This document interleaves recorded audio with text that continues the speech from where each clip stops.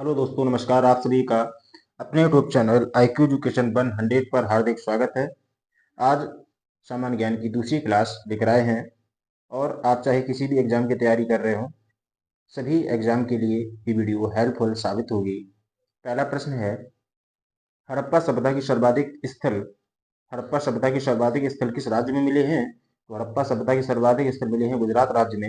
हड़प्पा से प्राप्त मुद्रा में किसका अंकन मिलता है? ये हड़प्पा से प्राप्त मुद्रा में गरुड़ का अंकन मिलता है। आगे देखिए, वेद शब्द का अर्थ क्या होता है? वेद शब्द का अर्थ होता है ज्ञान। ऋग्वेद के 9 मंडलों को क्या कहा जाता है? ऋग्वेद के 9 मंडल को सौम मंडल कहा जाता है। आगे देखिए, ऋग्वेद में कितनी नदियों का जिक्र मिलता है? तो यहाँ पर ऋग्वेद में 21 नदियों का जिक्र मिलता है। सबसे पुराना वेद कौन सा है? सबसे पुराना वेद ऋग्वेद है। और वेदों की संख्या कितनी है? 4 है। और कौन कौन से हैं? ऋग्वेद, सामवेद, यजुर्वेद और अथर्ववेद। सर्वप्रथम कर लगाने की प्रथा किस काल में शुरू हुई? तो सर्वप्रथम कर लगाने की प्रथा उत्तर वैदिक काल में शुरू हुई। आगे देखिए, बौद्ध धर्म की स्थापना किसने की थी? बौद्ध धर्म की स्थापना की थी गौतम बुद्ध ने। गौतम बुद्ध की माता का क्या नाम था? गौतम बुद्ध की माता का नाम महामाया था। बुद्ध का पालन पोषण किसने किया था? जो बुद्ध का पालन पोषण किया था, महात्मा बुद्ध की मौसी प्रजापति गौतमी ने किया था। बुद्ध को कहाँ ज्ञान प्राप्त हुआ था? बोध गया में। अब बोध गया कहाँ पड़ता है? बिहार में। आगे देखिए, बुद्ध को किस वृक्ष के नीचे ज्ञान प्राप्त हुआ था? तो ये पीपल के वृक्ष के नीचे प्राप्त हुआ था ज्ञान। और किस नदी के किनारे? निरंजना नदी के किनारे। बुद्ध ने कितने वर्ष की अवस्था में गृह त्याग दिया था? तो 29 वर्ष की अवस्था में गृह त्याग दिया था। आगे, ईसाई धर्म के संस्थापक कौन थे? ईसाई धर्म के संस्थापक ईसा मसीह थे। हजरत मोहम्मद साहब का जन्म कहाँ हुआ था? ये हुआ था मक्का में। आगे देखिए, ईसाई धर्म का प्रमुख ग्रंथ क्या है? ईसाई धर्म का प्रमुख ग्रंथ है बाइबल। इस्लाम धर्म के संस्थापक कौन थे? ये थे हजरत मोहम्मद साहब।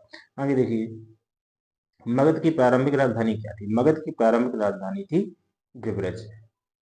हर्यक वंश का संस्थापक कौन था? हर्यक वंश का संस्थापक था बिम्बिसार। बिम्बिसार की हत्या किसने की थी? बिम्बिसार की हत्या की थी अजात शत्रु ने। हर्यक वंश का अंतिम शासक कौन था? ये था नागदशक। आगे देखिए, मानव द्वारा सर्वप्रथम प्रयुक्त अनाज क्या था? यानी कि किस अनाज को मानव द्वारा सर्वप्रथम प्रयोग किया गया था? वो किया गया था गेहूं को। मानव का प्रथम पालतू पशु कौन था? प्रथम पालतू पशु था कुत्ता। मानव द्वारा बनाया गया प्रथम औजार, सबसे पहले आदि मानव ने कुल्हाड़ी को बनाया था।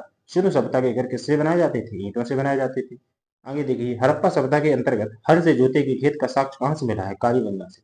और कालीबंगा कहाँ है? राजस्थान में। मोहनजोदड़ो का स्थानीय नाम क्या है? यानी कि मोहनजोदड़ो को मृतकों का टीला कहते हैं।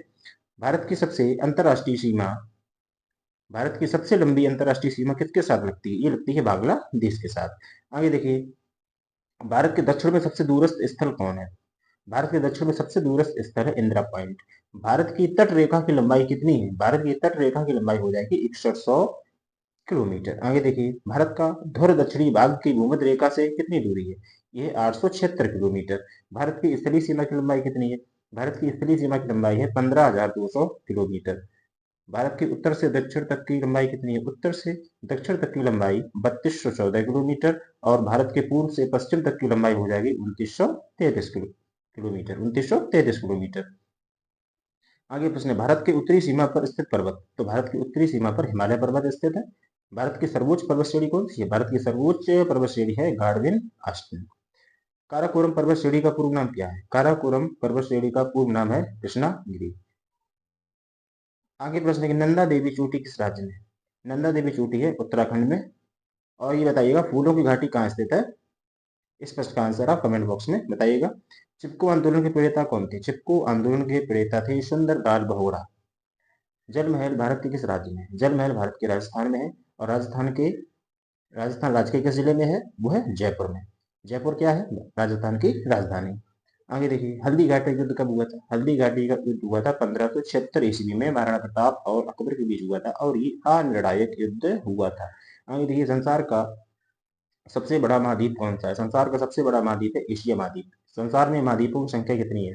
संसार में महाद्वीपों की संख्या है 7। संसार का सबसे छोटा महाद्वीप कौन सा है? संसार का सबसे छोटा महाद्वीप है ऑस्ट्रेलिया। रामायण मंदिर किस राज्य में बनाया गया है?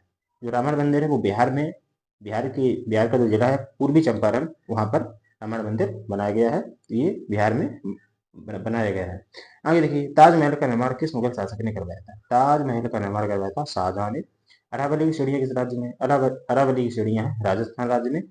उत्तर पश्चिम में स्थित पर्वत कौन सा है? उत्तर पश्चिम में स्थित पर्वत है अरावली पर्वत। आगे देखिए, पास्कल किसकी इकाई है? पास्कल है दाब की इकाई।